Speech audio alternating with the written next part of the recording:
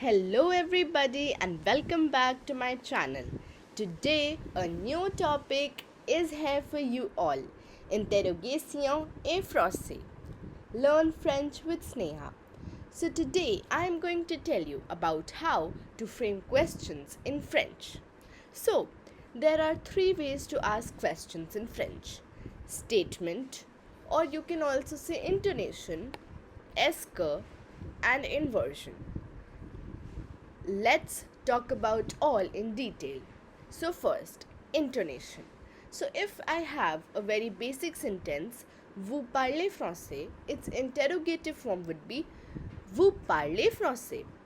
Did you notice any change? So the change was in my way of speaking, that is, the change in my tone. Also, a question mark is placed. So intonation refers to the rising and falling pitch of your voice, which basically plays a crucial role in distinguishing sentence types and conveying meanings. So intonation is basically the change in tone.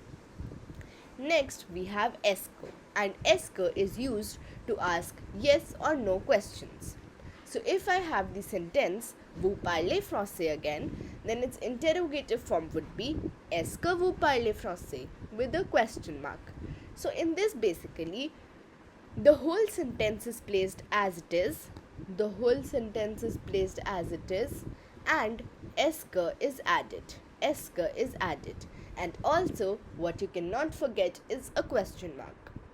Next, if I have the sentence Emily parle français, in that the interrogative form would be the whole sentence as it is with a question mark and also est-ce que placed before the sentence that is placed as it is.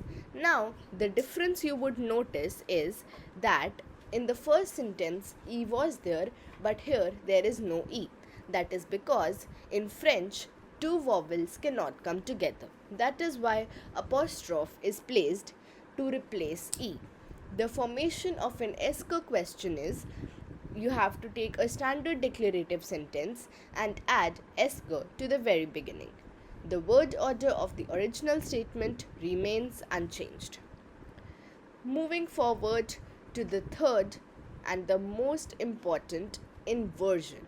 So if I have the sentence vous parlez français again, then its interrogative form would be parlez-vous français. In this basically you would notice that the change in the place is there. Exchange of place.